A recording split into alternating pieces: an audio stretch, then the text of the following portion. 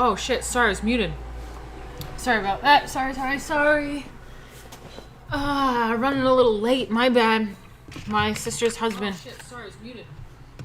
Sorry about that. Sorry. My, okay, sound is on. It was muted. Okay, we're good. My sister's husband knocked on the door and was like, hey, Marty. Brought me, like, a burger and stuff. And I was like, oh, shit. So, during the intro, I was, like, trying to eat some of that burger.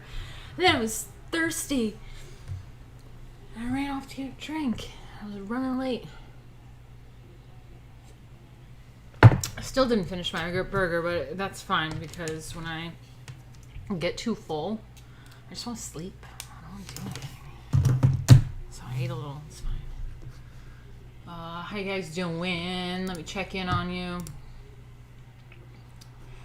We have Michael Von Doom. Nice to see you again. The Sith goddess needs a bit of a tribute. Thank you. Marty. Yeah, that's right. Some people decide to just call me Marty. Kind of like when my hair like does this thing like very 60s. I might just do that.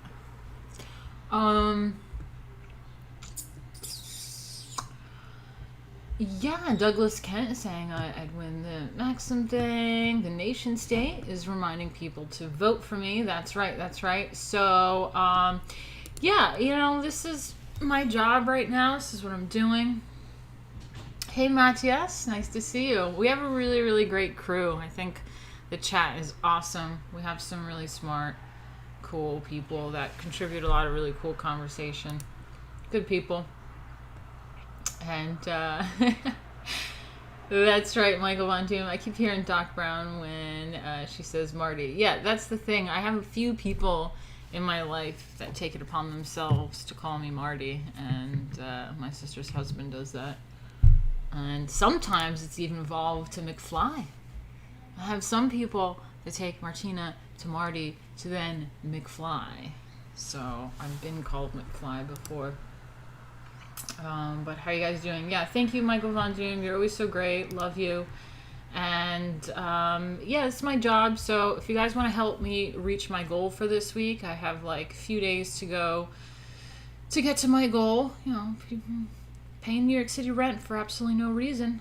And you can help me do that by going to this link down here at streamlabs.com/martinamarkota.com. Let me put the link in the chat. And then if you can't contribute financially, which is understandable, you can always help me out by voting for me every day this week, and we'll see what happens in the next round. I'm pretty sure I'll make it to the next round to keep me at first place. So if you can't contribute financially, but you want to like do something for me, it would be really great if you just vote for me every day. Put a link in the chat just now. It's also in the description. And it's a silly contest, one of those vote for me type things, but listen, lost my career, the left blacklisted me, I lost everything that meant so much to me, Lady Alchemy, and I figure when I saw this contest, I was like, why not? Why not? Let's get on the cover of Maxim magazine. Big F you to all my haters that tried to blacklist me, and also, fuck it, if we're complaining about the left all the time, controlling industries or degeneracy or whatever, let's get some Lady Alchemy aesthetics onto the cover, and let's do some of that. And I can also get 25K because I lost not only my passion and something that I love, but my income. So yeah, thanks Douglas, that's awesome. Yeah, how you guys doing? Today we are going over etiquette. I haven't been doing a lot of alchemy for a while just because, I don't know. Ooh, hot dog. Michael Von Doom, there it is. What do you say? What do you say?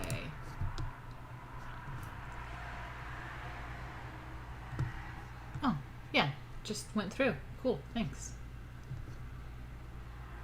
Oh, it was another $5. Thank you, Michael. That's awesome. Thanks. You're always so good to me. Like, you came out of nowhere and you're really good to me. Thank you.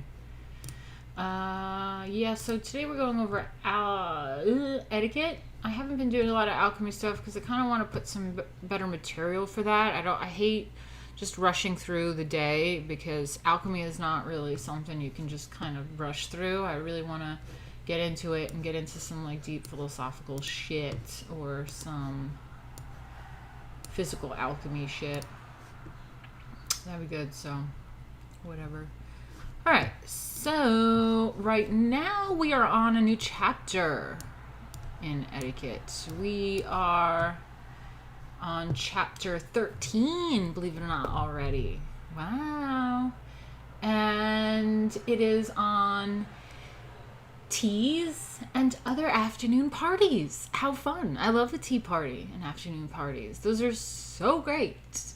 I actually had a tea party for my sister's baby shower when Mila was in my sister's belly. And it was really fun. I made a really amazing, it was a hit at the party. I'm a great cook, so I love cooking. And I made a lavender lemon cake. It was really good. Lavender and lemon. It was very dense and good.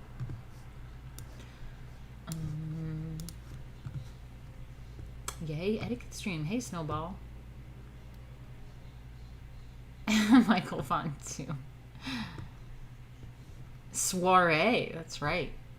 All right, let's get into it. Let's see where we're at.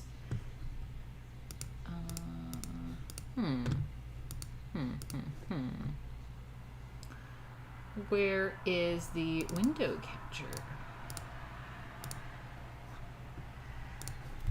There we go. All right, this is where we're at. Teas and Other Afternoon Parties, chapter 13. So, teas. Except at a wedding, the function strictly understood by the word reception went out of fashion, in New York at least. During the reign of Queen Victoria, and its survivor is a public or semi-public affair presided over by a committee and is a serious rather than a merely social event. The very word reception brings to mind an aggregation of personages, very formal, very dressed up, very pompous, and very learned, among whom the ordinary mortal cannot do other than wander helplessly in the labyrinth of the specialist jargon. Art critics on a varnishing day reception are sure to dwell on the effect of a new technique, and the comment of most of us to whom a painting ought to look like a picture is fatal. What the fuck is she talking about? Equally fatal to meet an explorer and not know where or what he explored. Or to meet a celebrated author and not have the least idea whether he wrote detective stories or expounded Taoism. On the other hand, it is certainly discouraging after studying up on the latest Cretan excavations in order to talk intelligently to Professor Diggs, to be pigeonholed for the afternoon beside Mrs. Newmother, whose interest in discovery is limited to a new tooth in a baby's head. So basically,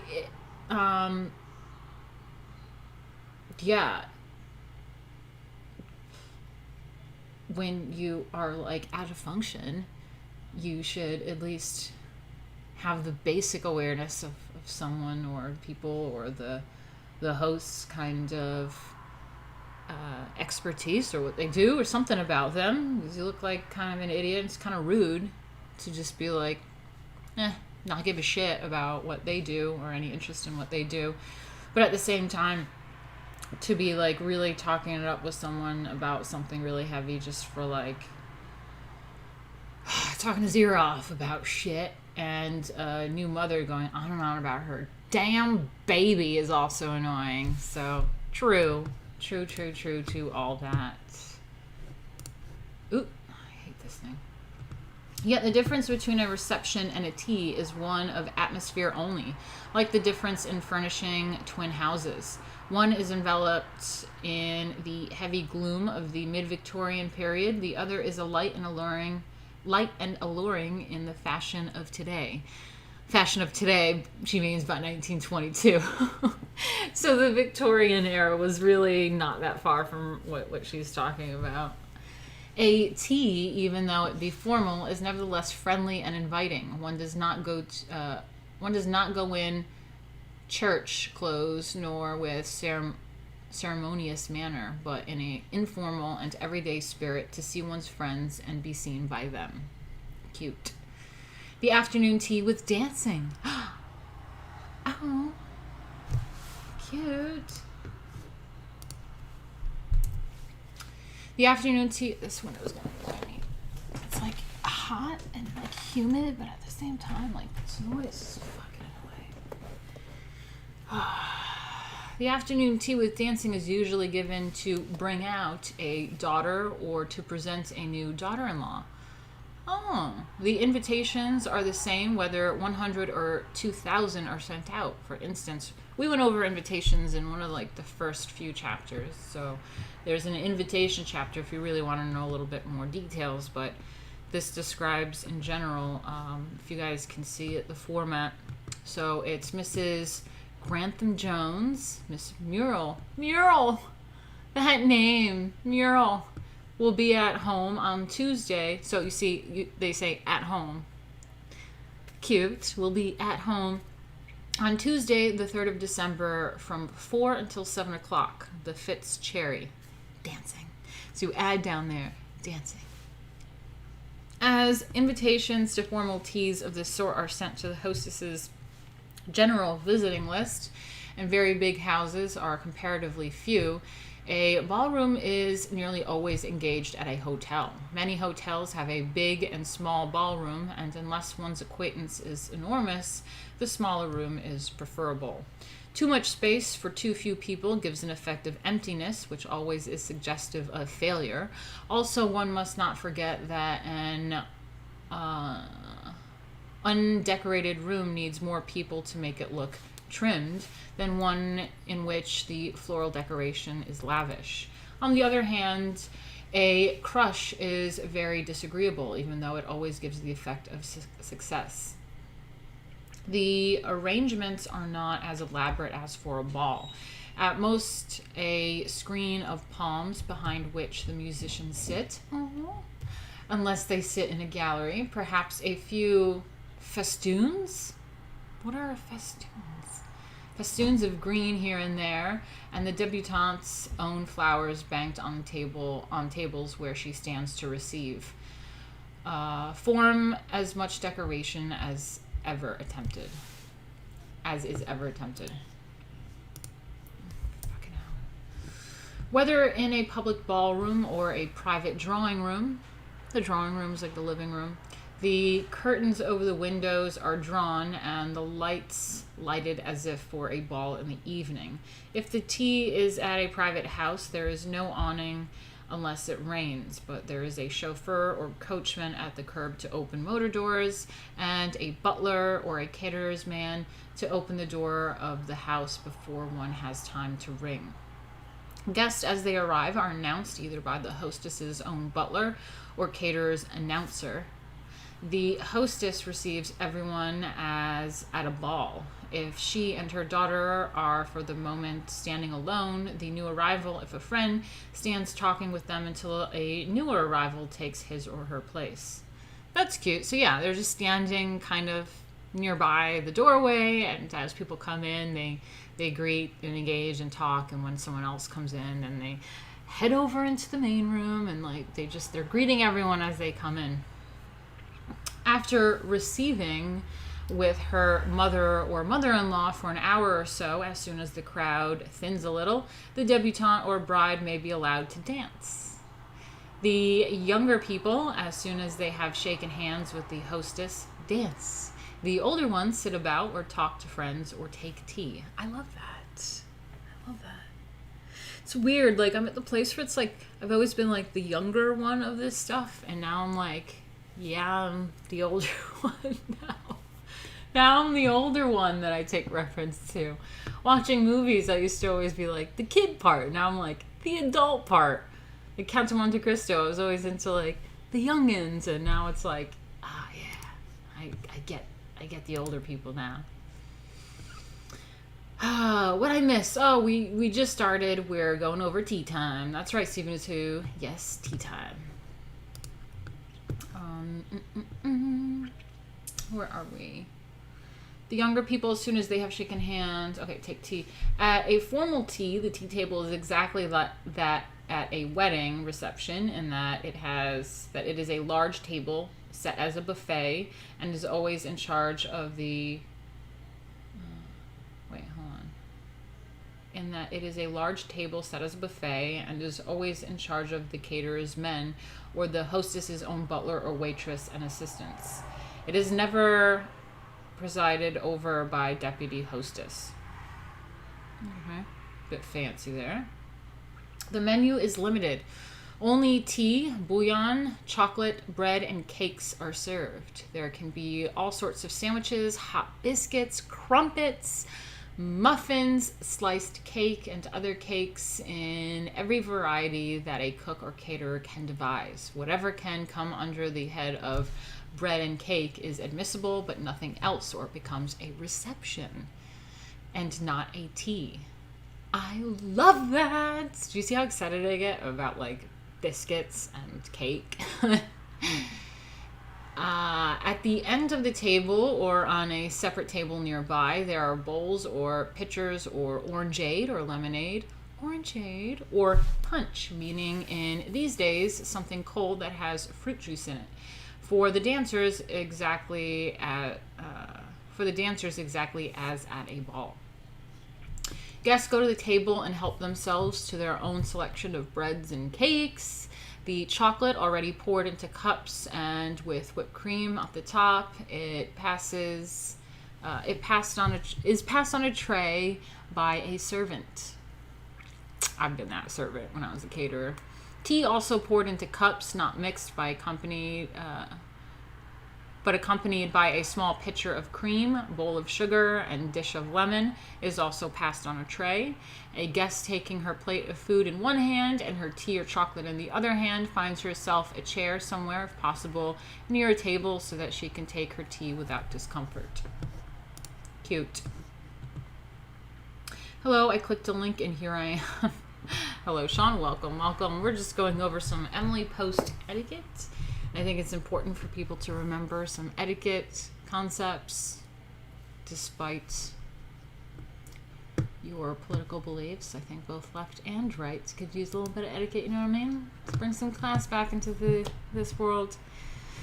So today we are going over teas and other afternoon parties. Afternoon teas without dancing. Afternoon teas without dancing are given in honor of visiting celebrities or new neighbors or engaged couples, or to warm a new house, or most often for a house guest from another city. The invitation is a visiting card of the hostess with "to meet Mr. Mrs. So-and-so" across the top of it. So if you remember in one of the beginning chapters, but there's a whole chapter on visiting cards and stuff, which is like a new concept it's not a new concept, but it's a new concept to me, and I think most of us, about visiting cards. I guess back in the day they had basically kind of like business cards, but it's called a visiting card. And when you visited someone's home, you didn't have like cell phones and shit. So you visited people's homes, and like the servant, the door person, would take it, and there's like a little visiting card table, little tray. It's really cool, ornate little tray, and you just like leave your cards. You can put notes on it and stuff, and people can get back to you. Even if one is home, the servant will go and say, give the visiting card to whoever's home, and they say that if they want to take visitors or not. So yeah, they basically are given, the invitation is one of those visiting cards of the hostess with "to meet Mrs. So-and-so" across the top of it, and January 10, tea at 4 o'clock in the lower corner opposite the address. At a tea of this description, tea and chocolate may be passed on trays or poured by two ladies, as will be explained below. Unless the person for whom the tea is given is such a celebrity that the tea becomes a reception, the hostess does not stand at the door, but merely near it, so that anyone coming in may easily find her. The ordinary afternoon tea, given for one reason or another, is, in winter, merely and literally being at home on a specified afternoon with the blinds and curtains drawn, the room lighted as at night, a fire burning, and a large tea table spread in the dining room or a small one near the hearth. An afternoon tea in summer is the same, except that artificial light is never used, and the table is most often on a veranda. Yeah, I don't know. I kind of like having a tea party in the day with natural light. That's my thing. Speaking of light, it's really dark in here. I might turn the lights on.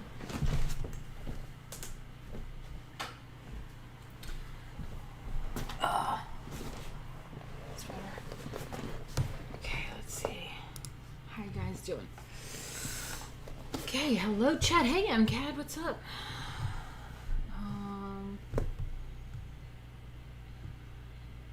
Okay, someone asked, did what you're reading cover holding the teacup by the handle with your thumb, fore, and middle fingers? I think they might get to it soon.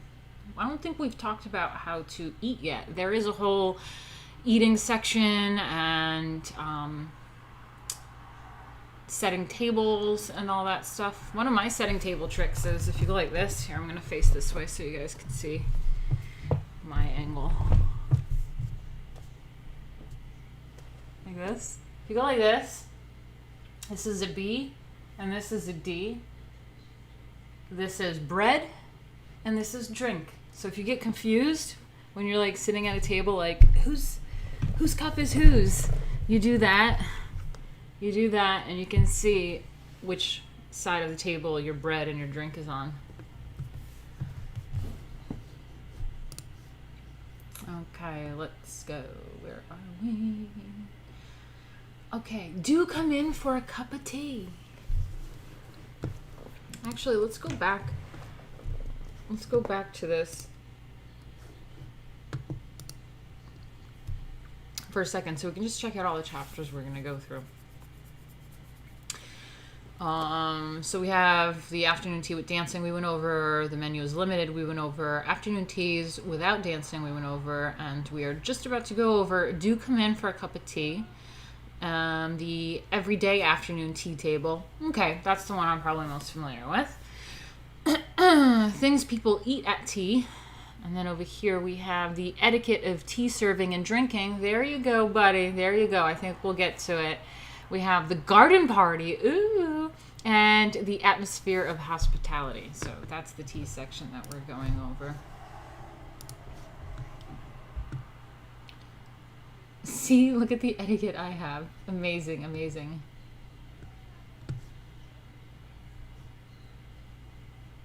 Can't we talk about tea while you show off Happy Meal toys?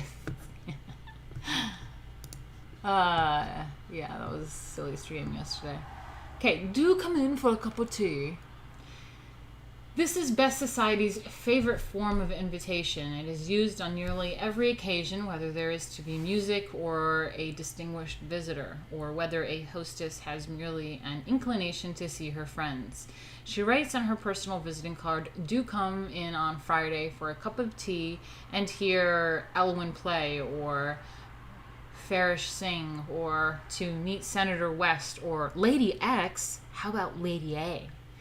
Or even more informally, I have not seen you for so long. Oh. Invitations to a tea of this description are never general. A hostess asks either none but close friends, or at most her dining list. Sometimes this sort of a tea is so small that she sits behind her own tea table exactly as she does every afternoon. But if the tea is of any size, from 20 upwards, the table is set in the dining room, and two intimate friends of the hostess pour tea at one end and chocolate at the other. The ladies who pour are always especially invited beforehand and always wear afternoon dresses, with hats, of course, as distinguished from the street clothes of other guests. That's so cute. So, okay, if we're doing something more casual at the house, you totally just hang out at your normal tea table, and if there's more than 20 people, then you do the dining room table, and you have your close friends come in early for the party, and they dress a little bit more, have their like nice afternoon dresses and their hats, and they help you pour tea and serve everyone. That's cute. Yeah, that sounds about right. As soon as a hostess decides to give a tea, she selects two friends for this duty who are, in her opinion, decorative in appearance, and also who, this is very important, can be counted on for gracious manners to everyone and under all circumstances. So cute. Jack says, or as we say up north, come in for brew.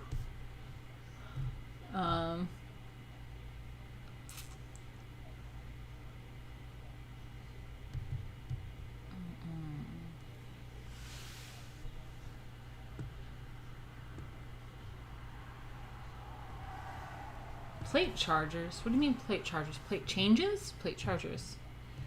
What are your thoughts on plate chargers and bread and butter plates? I love good bread and butter plate. If the place doesn't have plate chargers, I leave that dump. That's what I call etiquette. MCAT said, crazy how the Brits invented this many rules for tea when they first tasted it in 1800s. Yeah, well, the thing is, Emily Post, she is the leading author on etiquette in America. This is American, but I think a lot of our customs do come from England. My favorite tea, I just like a regular, actually, no, it's true. I like Earl Grey. Earl Grey is my favorite. Essence of bergamot. I was going to say regular black tea, but nah, I like Earl Grey. We are much more simpler in the way we drink tea now. Jack, that is not true. You have something called high tea, and there are still formal occasions. You're working class, okay? So you may not be accustomed to all of this fanciness, but it still goes on, okay? Sugar or no sugar, milky or builders. Okay, yeah, it still goes on.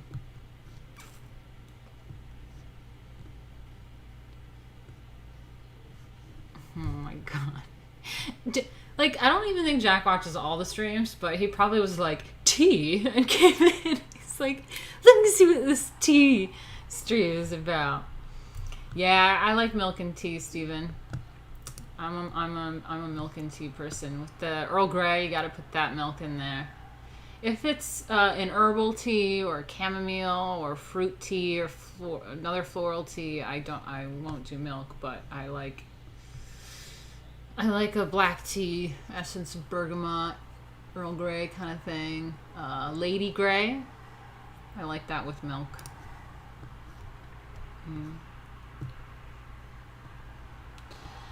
Ooh, typical Tiffany says, I concur about the chargers. Oh, I think I know what you're talking about. Sorry. Charger. Let me see a plate. Chargers. Oh, okay, yeah, I know what you're talking about. Yeah. Yeah, the tea. Afternoon tea has to have some of those. Got it, yeah.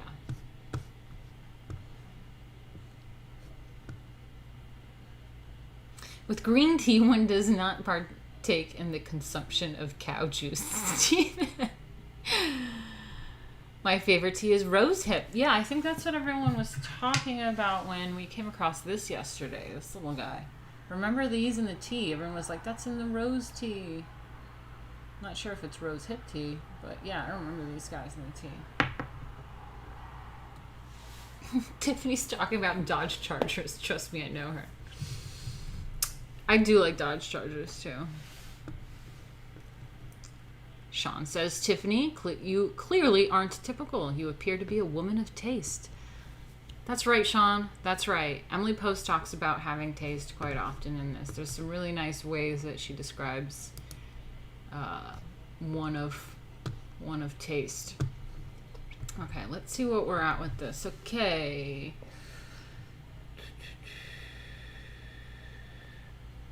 It does not matter if a guest is going into the dining room for a cup of tea or chocolate. Chocolate does not know the deputy hostess who are pouring. It is perfectly correct for a stranger to say, may I have a cup of tea? The one pouring should answer very responsively, certainly. How would you like it, strong or weak?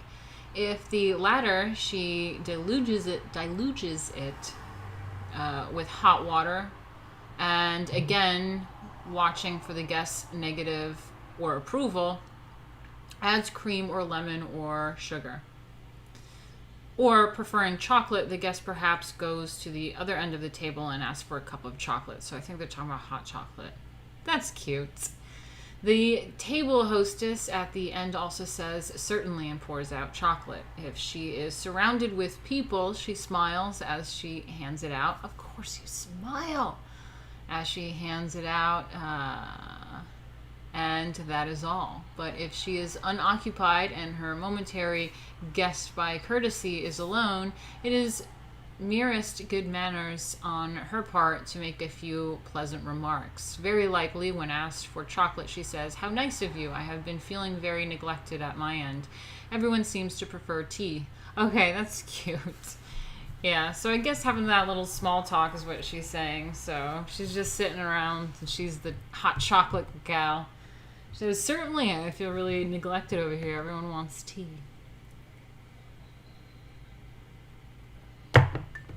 That's cute. How nice of you. I've been feeling very neglected at my end. Everyone seems to prefer tea.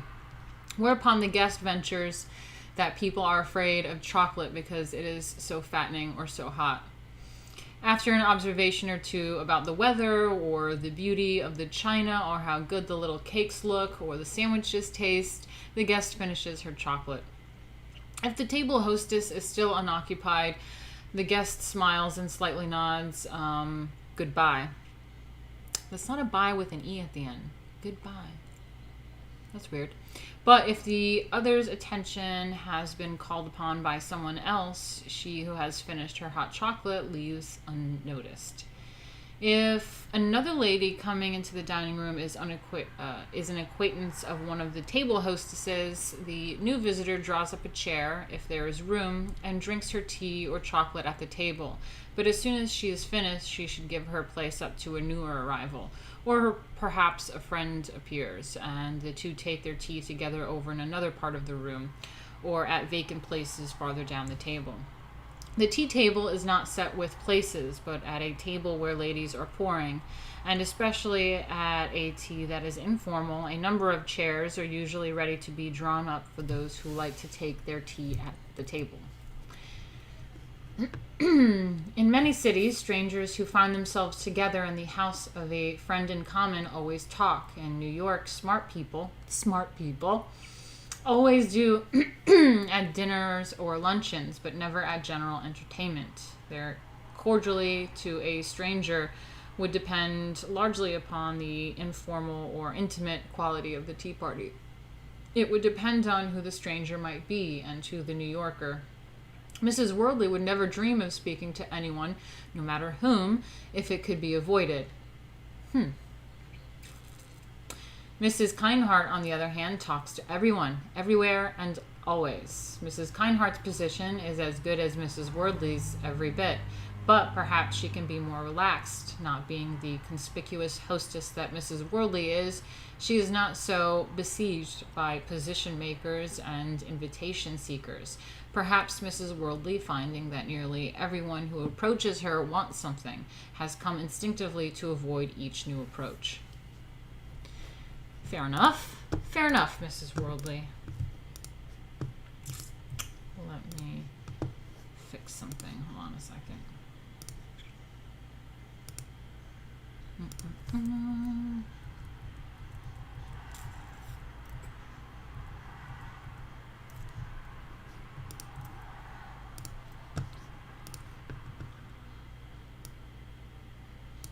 Just having to brighten it up a little bit. It's getting dark. Okay. Let me see how you guys are doing.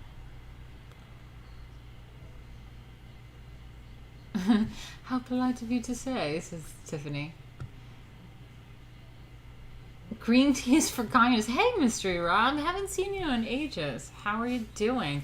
Look at the Brits come out. We got Stephen 4X in here. We have Jack and we have Mystery Rob. The Brits see tea and they're like, did someone say tea? And they just like all come into the stream. Oh my god. Where did you guys come from? Green teas for communists. Chairman Mao had green tea slime on his teeth because of this. Damn. Earl Grey tea. Dodgers go rather well with tea, jammy preferably.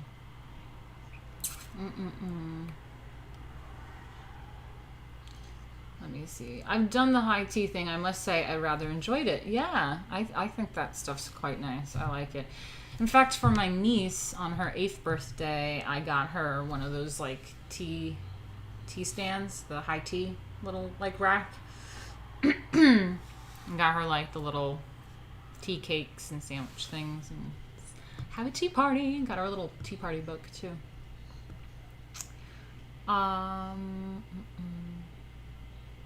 Sean said, I fired, like, 3 of my servants because they didn't iron our table napkins. Sean, if that is legit, I love you. That is amazing. You should watch the other streams where we talk about servants and stuff. Hey, Eduardo, nice to see you.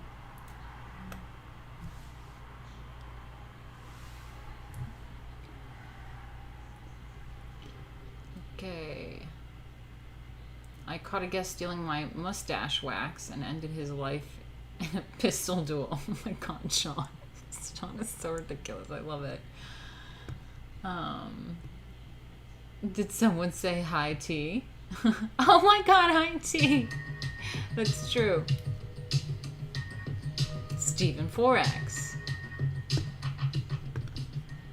Oh, thanks, man. Everything stops for tea. Everything stops for tea. The fucking Brits came by and were like, tea? It's so funny. I love that. Oh! Viperus69 said, I'm an Englishman and I cannot stand the taste of tea. There's different kinds of teas, man. Mystery Rob said, I used to eat 3 double packs of Jammy Dodgers each morning before I got out of bed. At one point, I was eating them with radishes on. Oh my god. Ridiculous. Blasphemy. Alright, thanks so much. Thanks to Stephen4X. I'm actually 50% of my goal for this week. Yay! I think that was better than last week so far. That's amazing. Thank you. If you guys want to also help me reach my goal, you can go to that link over here. That's streamlabs.com/Martina Markota TV. It's also in the description. And if you can't contribute financially, you could always vote for me for this silly little competition that I'm doing because I lost my career being blacklisted and I lost my income and everything. So get me on the cover of Maxim magazine and I can win 25 grand. That would be great. And you can do that by voting here as well. I'll put it in the chat. Okay. An Englishman who doesn't like tea. Fake news. That's so funny. Okay, let's look at this, guys, shall we? Okay, so look at that cute little table. See, that's like the little tea stand. Can you guys see that? I know it's probably a little small. Let me see if I can do a bigger version. I got the close-up version here.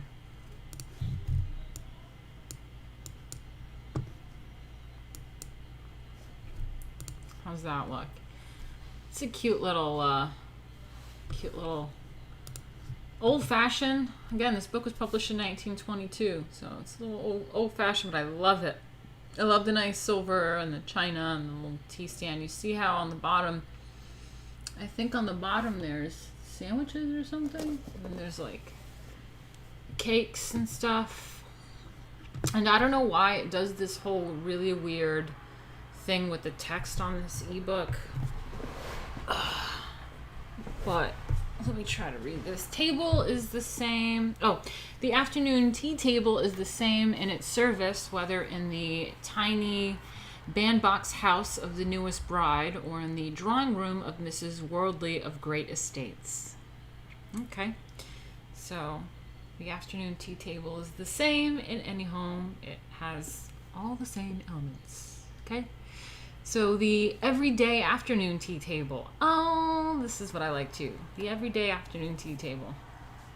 The everyday afternoon tea table is familiar to everyone. Or is it?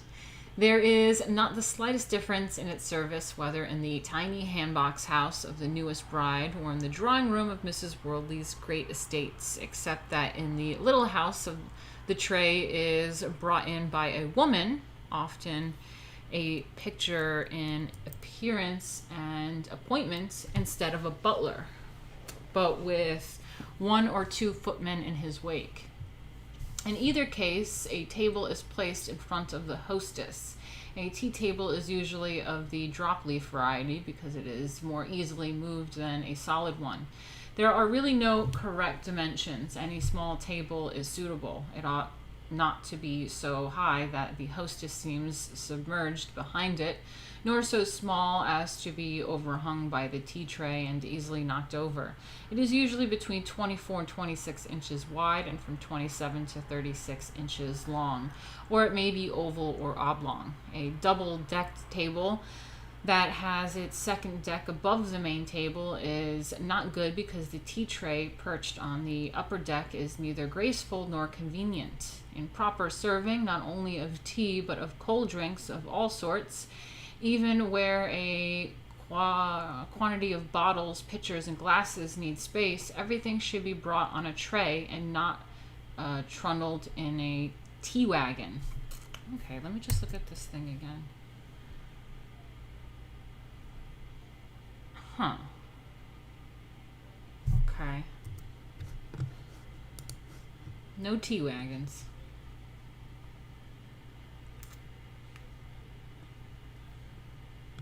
What is that silver? Are they showing houses? Poor Sean. Oh God, ridiculous. This book was published in 1922, by the way. Okay, a cloth must always be first placed on the table before putting down the tray. The tea cloth may be a yard and a half, or 2 yards square. It may barely cover the table, or it may hang off a yard over each edge. A yard and a quarter is the average size. A tea cloth can be colored, but the conventional one is of white linen, with little or much white needlework or lace, or both. On this is put a tray big enough to hold everything except the plates of food. The tray may be a massive silver one that requires a footman with strong arms. Ooh, footman with strong arms to lift it, or it may be of Sheffield or merely of effectively lacquered tin. In any case, on it should be a kettle, which ought to be already boiling, with a spirit lamp under it, an empty teapot, a caddy of tea, a tea strainer, and slop bowl, cream pitcher and sugar bowl, and on a glass dish, lemon in slices, a pile of cups and saucers, and a stack of little tea plates, all to match with a napkin, about 12 inches square, hem-stitched or edged to match the tea cloth, folded on each of the plates like the filling of layer cake, complete in paraphernalia. Each plate is lifted off with its own napkin, then on the tea table, back of the tray, or on the shelves of separate curate. A stand made of 3 small shelves, each just big enough for 1 good-sized plate, are always 2, usually 3 varieties of cake and hot breads. So that's kind of what that was. Okay, I'm getting hot now. Okay. Oh, fuck. Was trying to be cute in my new sweater. Oh well. Didn't work out. It's too hot. So yeah, there's the tea tray thing with the 3 tiers. There's the tea tray. So remember, it always comes out in a tray. And the little plates and stuff. Cute, cute, cute. Alright.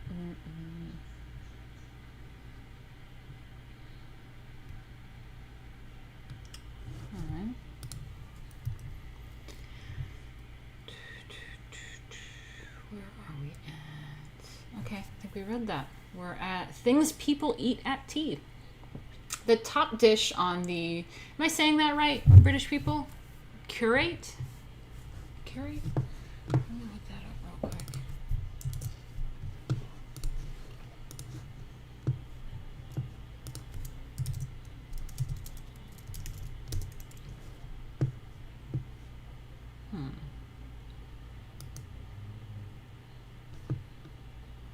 Yeah, it's like each of those like plates on the little tea, little thing. So see that like triple decker stand? I think those are the curate. That's how you say it. So the top dish on the curate should be a covered one and holds. Should be a covered one. Let's see. Top dish on the curate should be a covered one and holds hot bread of some sort. Oh, okay. I get that now. The other 2 dishes may be covered or not, according to whether the additional food is hot or cold. The second dish usually holds sandwiches, and the third cake. Or perhaps all the dishes hold cake, little fancy cakes, for instance, and pastries and slices of layer cakes. Many prefer a simpler diet and have bread and butter or toast and crackers supplemented by plain cookies. Others pile the curate until it literally staggers under pastries and cream cakes and sandwiches of pâté de foie gras or mayonnaise. I love foie gras, not gonna lie. Others, again, like marmalade or jam or honey on bread and butter or on buttered toast or muffins. This necessitates little butter knives and dishes of jam added to the already overloaded tea tray. Selection of afternoon tea food is entirely a matter of whim, and new food fads sweep through communities. For a few months at a time, everyone, whether in a private house or in a country club, will eat nothing but English muffins and jam. Then suddenly they like only toasted cheese crackers or Sally Lunn or chocolate cake with whipped cream on top. The present fad of certain groups in New York is bacon and toast sandwiches and fresh hot gingerbread. Let it be hoped for the sake of the small house that it will die. Let's hope for the small house that it will die out rather than become epidemic, since the gingerbread must be baked every afternoon and the toast and bacon are two other items that come from a range. Sandwiches for afternoon tea, as well as for collations, are made by buttering the end of a loaf, spreading on the filling, and then cutting off the prepared slice as thin as possible. A second slice unspread makes the other side of the sandwich. When it is put together, the crust is either cut off, leaving a square, and the square again divided diagonally into two triangular sandwiches, or the sandwich is cut into shape with a regular cutter. In other words, a party sandwich is not the sort of sandwich to eat or order when hungry. That's true. Just like little niblet, like little slices of sandwiches, and they're very, very thin. So I know New Yorkers are like used to sandwiches. This is what upset me when I left New York, when I went to DC and everything. I had to order a sandwich and there's like bread on bread touching. I was like, what the hell is this? This is not a sandwich. I need like a stack of meat inside my sandwich. But yeah, the tea sandwiches are definitely like practically bread on bread with just a little sliver of something in the inside. That's the tea sandwich.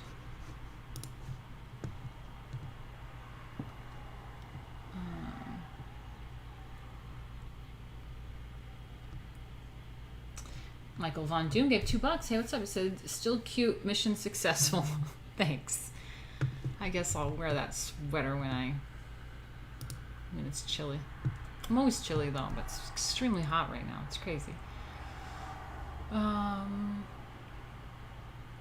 Yeah, so it's not really something you order when hungry. There's just little nibbles of things.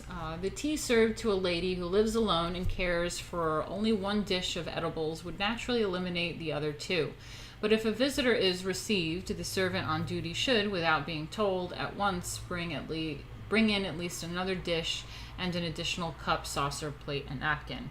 Afternoon tea at a very large house party or where specially invited people are expected for tea should include 2 plates of hot food such as toast or hot biscuits split open and buttered, toast and buttered English muffins or crumpets, corn muffins, or hot gingerbread.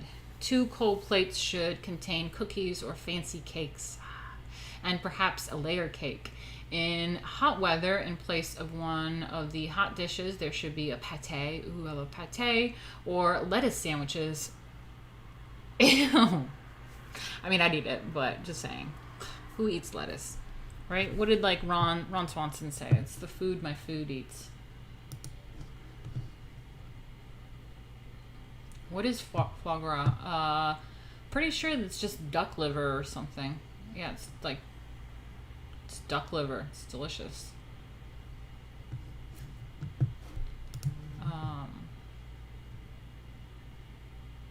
Yeah, and then tartare is just like raw. I like tartare too. But I think foie gras is like duck liver.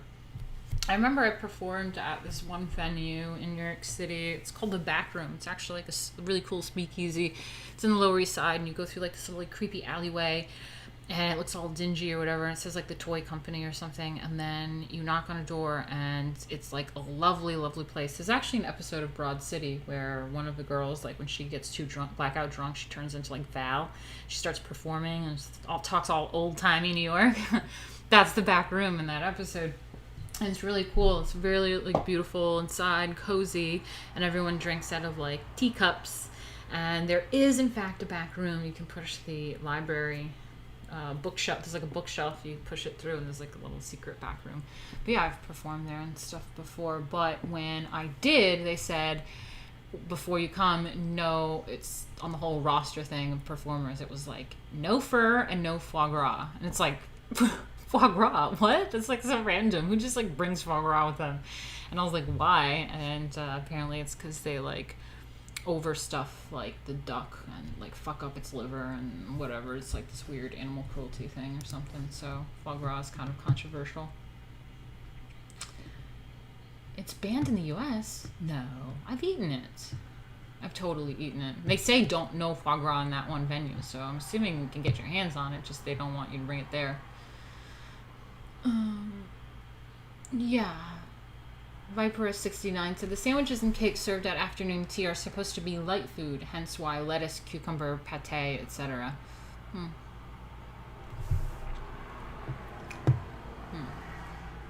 Salad buddy. The Brits are just like loving this.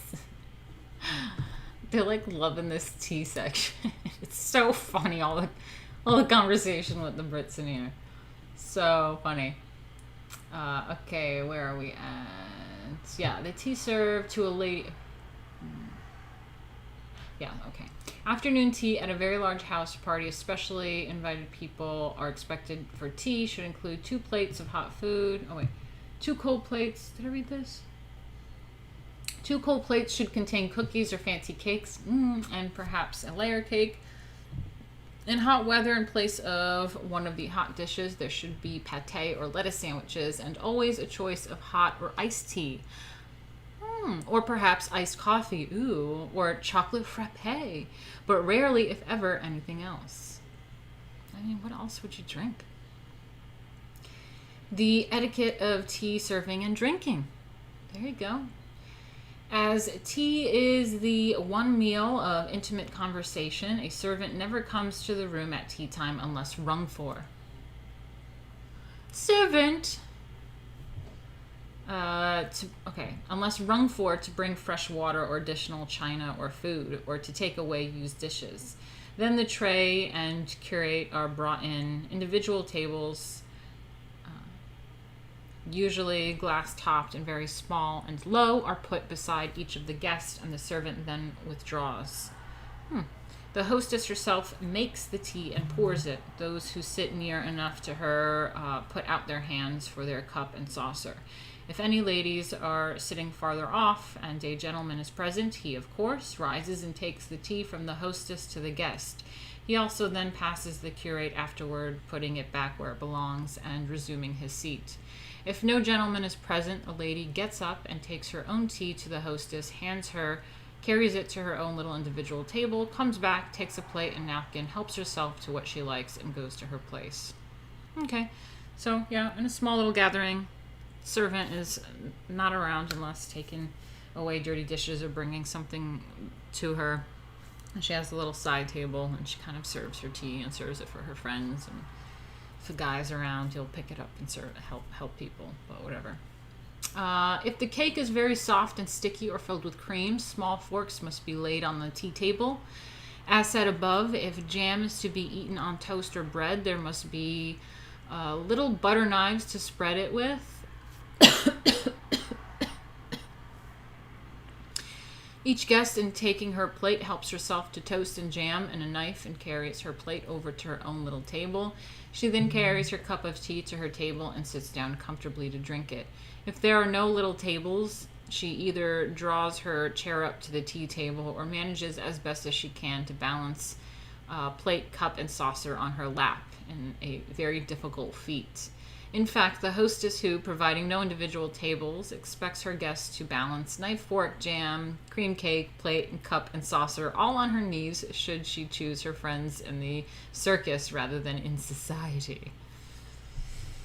Yeah, so basically don't make it uncomfortable for your friends. Anyway, let me see what you guys are saying. The modern afternoon tea, adds Stephen Forex said, assorted cakes on trays and is not light anymore. Yeah, that reminds me, I think Jack, when we went, I think in Ireland, we went to someone's house and we're having a tea thing, and I remember being so hungry. I stuffed myself with so many sandwiches and cakes and stuff. It's the worst thing in the world to be starving when you're at a tea party, because I'm gonna eat it all, the whole thing. Friend from US came over and ended up in Blackpool somehow. I've been there. Still tells us the tale of asking for a beef sandwich in a cafe and it literally just being bread with meat on. No pickles, slaw, chips, etc. I know, I've bitched so much about sandwiches outside of New York because I'm expecting a sandwich to be like that thick. Matias says, yeah, I saw in a YouTube video where a guy smuggled some foie gras he brought in France. This was 2 years ago. Not sure if it changed. Oh, interesting. Okay.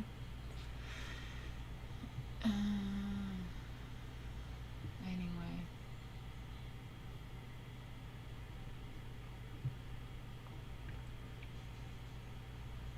Oh my god, you guys are going after someone in the chat. I love it. Thanks. Yeah, no, I mean, they're obviously clearly just like trolls.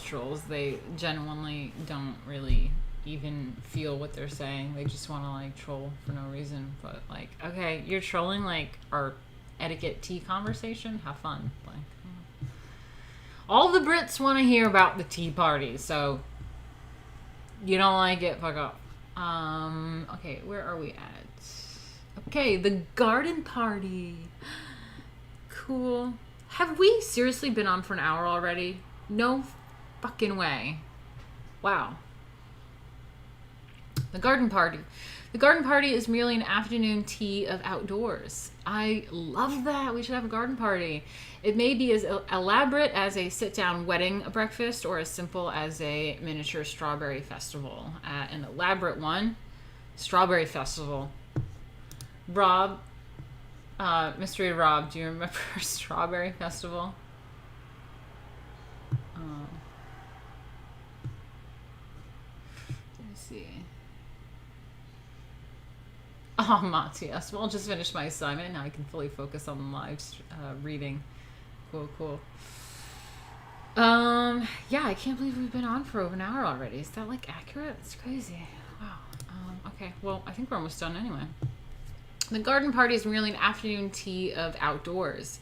It may be as elaborate as a sit-down wedding breakfast or as simple as a miniature strawberry festival. An elaborate one in the rainy section of our country, a tent or marquee with sides that can be easily drawn up in fine weather and dropped in rain, and with a good dancing floor is often put up on the lawn or next to the veranda, so that in case of storm, people will not be obligated to go out of doors. The orchestra is placed within or near open sides of the tent so that it can be heard on the lawn and veranda as well as where they are dancing. Or instead of tea with dancing, if most of the guests are to be older, there may be a concert or other form of professional entertainment. I love that. Oh, look at that. That looks fantastic. Oh, I don't know if you guys can see that. Hold on. Let me switch it up for you so you can see.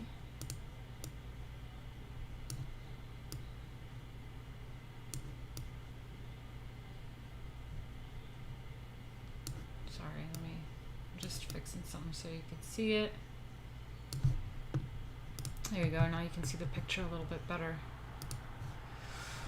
Okay, on the lawn there are usually several huge bright colored umbrella tents, and under each a table and a group of chairs, and here and there numerous small tables and chairs. For although the afternoon tea is always put in the dining room, footmen or maids carrying varieties of food out on large trays to the lawn, and the guests hold plates on their knees and stand glasses on tables nearby. So there's like little tables, like places, and they're just chilling. At a garden party, the food is often much more prodigal. Look that up. Always learn a new definition. Prodigal. Spending money or resources freely and recklessly, wastefully extravagant. Having or giving something on a lavish scale. Okay, so where was that? At a garden party, the food is often much more prodigal than at a tea in town. Sometimes it is as elaborate as a wedding reception. In addition to hot tea and chocolate, there is either iced coffee or a very melted cafe parfait, or frosted chocolate in cups. There's also pitchers of various drinks that have rather mysterious ingredients. Ooh. There's also pitchers of various drinks that have rather mysterious ingredients, but are all very much iced and embellished with crushed fruits and mint leaves. There are often berries with cream, especially in strawberry season, on an estate that prides itself on one of its own growing, as well as the inevitable array of fancy sandwiches and cakes. That sounds so lovely. We should have a garden party, guys. Lady Alchemy garden party. At teas and musicales and all entertainments where the hostess herself is obligated to stand at the door, her husband or daughter, if the hostess is old enough and lucky enough to have one. Do you hear that? So that's the thing. People are lucky to have children. Or else a sister or a very close friend should look after the guests to see that any who are strangers or are not helplessly wandering about alone, and that elderly ladies are given seats if there is to be a performance, or to show any other courtesies that devolve upon a hostess. Respect for the elders, man. Respect for the elders.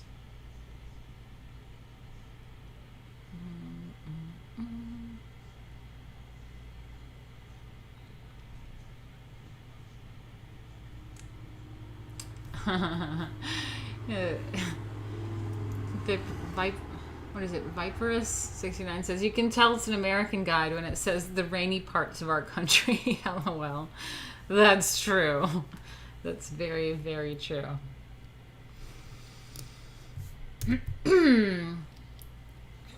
The atmosphere of hospitality. The atmosphere of hospitality is something very intangible, and yet nothing is more accurately felt or missed. There are certain houses that seem to radiate warmth like an open wood fire. There are others that suggest an arrival by wireless at the North Pole. Even though a much brighter actual fire may be burning on the hearth in the drawing room of the second than the first. Some people have the gift of hospitality. Others whose intentions are just as kind as those houses are perfection in luxury of appointments seem to petrify every approach. Such people appearing at a picnic color the entire scene with the blue light of their austerity. Such people are usually not masters but slaves of etiquette. Their chief concern is whether this is correct, or whether that is properly done, or this is or this person, or that such an one as they care to know. Whatever. They seem like Hermione, Don Quixote's heroine. Oh, okay. Hermione, Don Quixote's heroine, to be anxiously asking themselves, have I failed today or have I not? So basically, like, being too pretentious. She's like, there are people that, like, focus more on, like, it being, like, properly done instead of, like, it being about hospitality. And that's the whole point of etiquette. It's not about, ooh, these are the rules and we can tell you're not part of our, like, club. It's more of, like, learning these things of how to be hospitable and how to make your guests more comfortable. And yeah, it's just about hospitality, really. That's what etiquette is about. Culture vultures, says Stephen Forex. Introspective people who are fearful of others, fearful of themselves, are never successfully popular hosts or hostesses. If you, for instance, are one of these, if you are really afraid of knowing someone who might someday prove unpleasant, me, if you are such a snob that you can't take people at their face value, then why make the effort to bother with people at all? Why not shut your front door tight and pull down the blinds and, sitting before a mirror in your own drawing room, order tea for two? Sometimes that's kind of fun, not gonna lie. But yeah, look at this lovely tea table that they have going on here. Oh my god, that giant fireplace. Can you guys see that picture? I don't know what devices you're using, but let me try to enlarge this for you.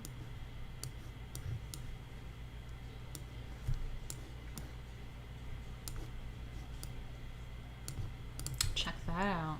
Cute. The perfect example of a formal dinner table of wealth, luxury, and taste, which involves no effort on the part of the hostess of a great house beyond deciding upon the date and the principal guests who are to form the nucleus of the party. Cool. Again, let me read that. The perfect example of a formal dinner table of wealth, luxury, and taste, which involves no effort on the part of the hostess of a great house beyond deciding upon the date and the principal guests who are to form the nucleus of the party. So cute. I want that fireplace and those chairs. So cool. Back in the day, they used to do that all the time too. They had like walls, like either like wall paintings or like a tapestry that had like pictures of shit. Yeah. Anyway. Alright guys, I mean, that was the chapter. I hate having the streams like mix up chapters, so I really didn't want to go farther past that.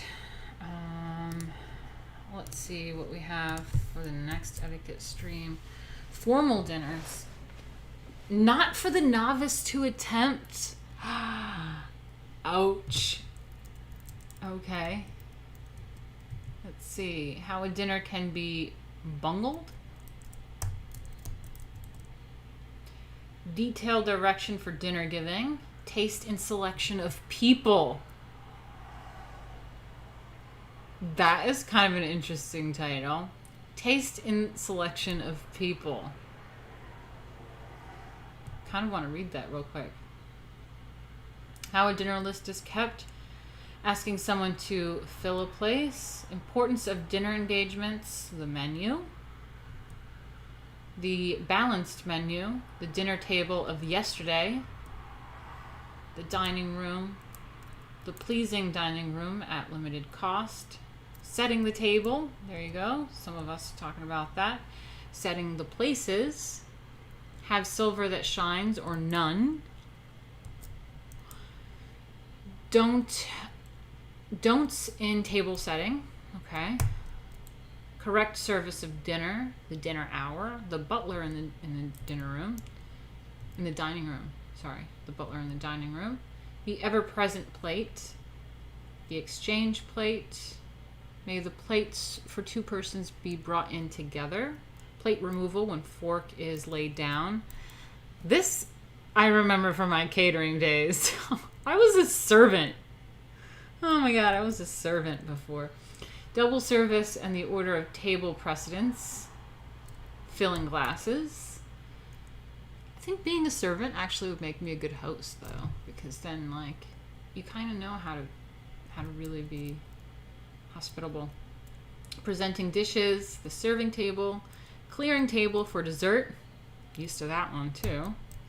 Dessert service, place cards, menu cards, seating the table, who is the guest of honor, the envelopes for the gentleman, the table diagram when the hostess sits at the sides, sidewalk, hall, and dressing rooms, announcing guests, announcing persons of rank. Okay, how a hostess receives at a formal dinner. Ooh, this is a long one. This is going to be a few streams, I think. The duty of the host when dinner is announced. The manners of a hostess. The late guest. Etiquette of gloves and napkin. The turning of the table. Enemies must bury hatchets. I kind of want to read that one too. Manners at a table.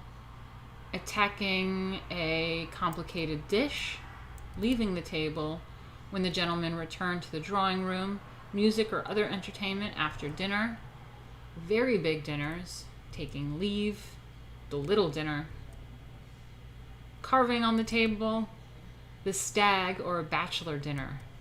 Okay. All right, wow. Let me just read a little bit of this because I'm going to end up going over this next time anyway, but I just kind of want to see this because we have some time. But it says one inexorable rule of etiquette is that you must talk to your next door neighbor at the dinner table. You must. That is all there is about it. Even if you are placed next to someone with whom you have had a bitter quarrel, consideration for your hostess, who would be distressed if she knew you had been put in a disagreeable place, and further consideration for the rest of the table, which is otherwise blocked, exacts that you give no outward sign of your repugnance, and that you make a pretense, at least for a little while, of talking together. Wow! What a concept, huh? What a concept. Yeah, that does sound like a good chapter.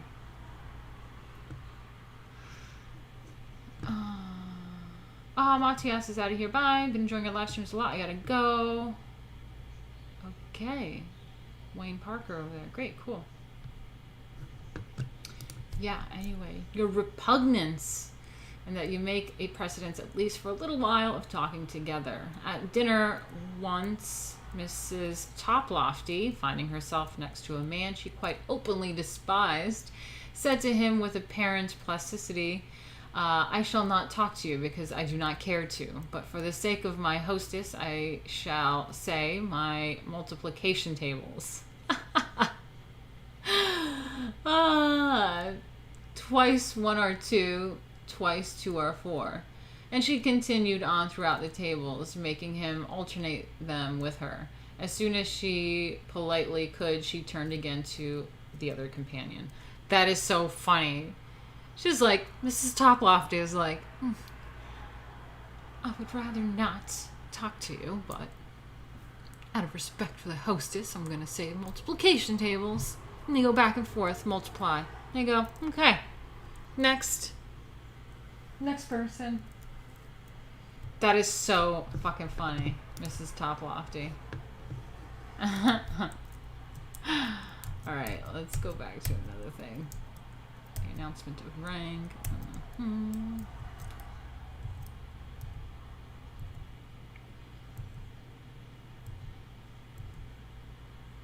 There was something else I wanted to go over.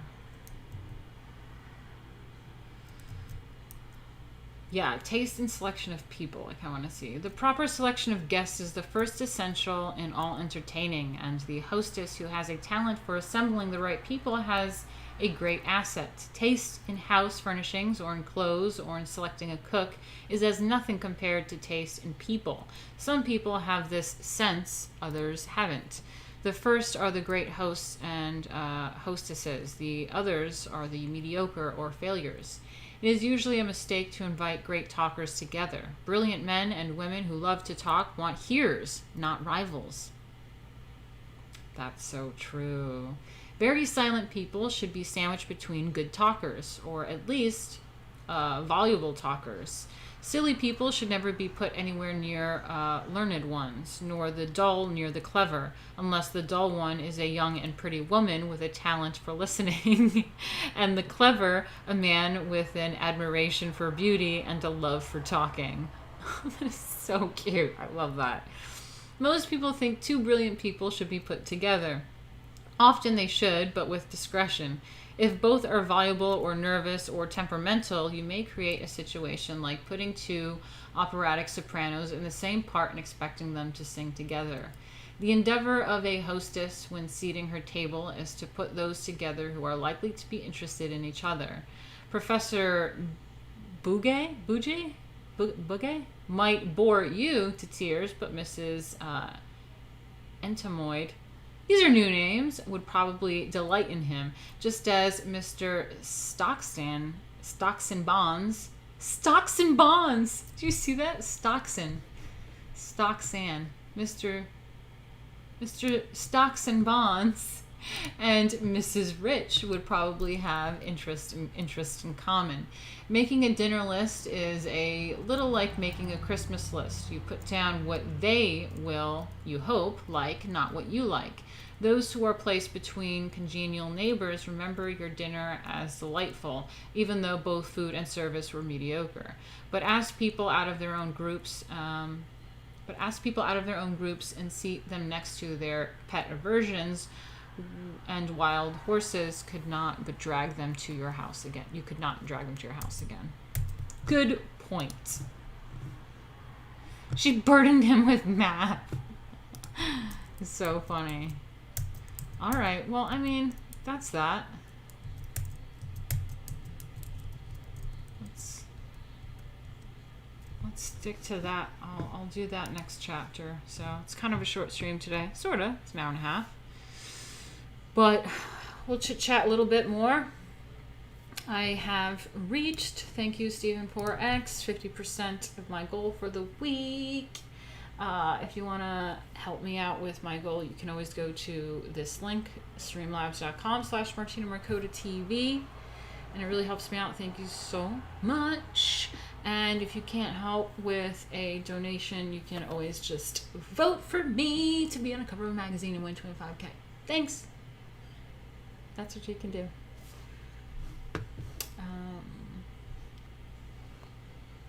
Anyway, how to avoid scandal. Plug for the graphic novel. Thanks, Stephen 4X.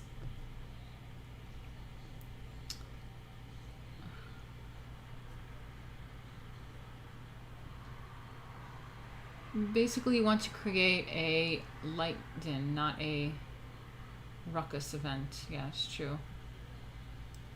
And buy the book, back it, vote. That's right, all those things. I mean, reading that whole thing about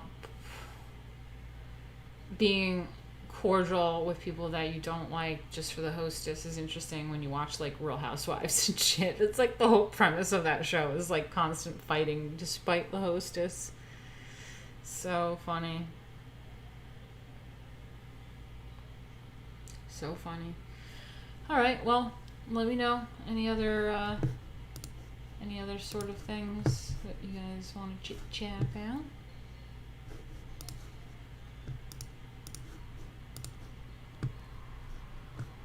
Hope you're doing well. Hope everyone is staying safe.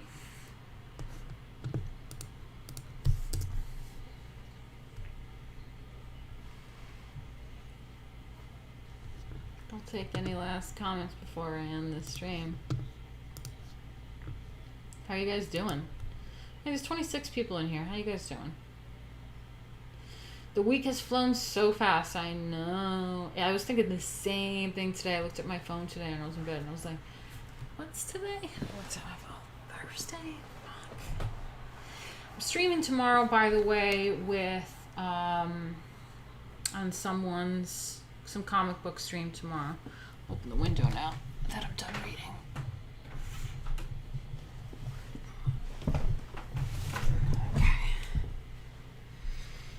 Yeah, I'm doing a stream tomorrow on someone else's stream for comic books with Vaughn, so that'll be fun. Just look out for a link or something on Twitter.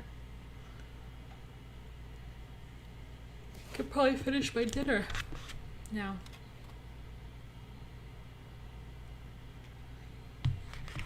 No one's saying anything. I'll get out of here then. Bye.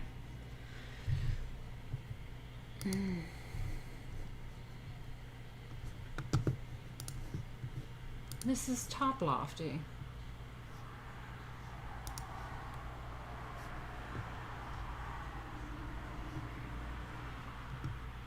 Mrs. Toplofty.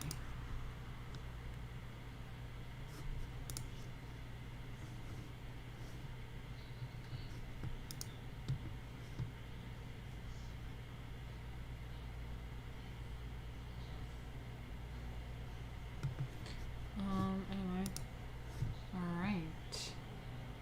Do a stream with Tug. Yeah, I would love to. Islander is going to nap. Okay.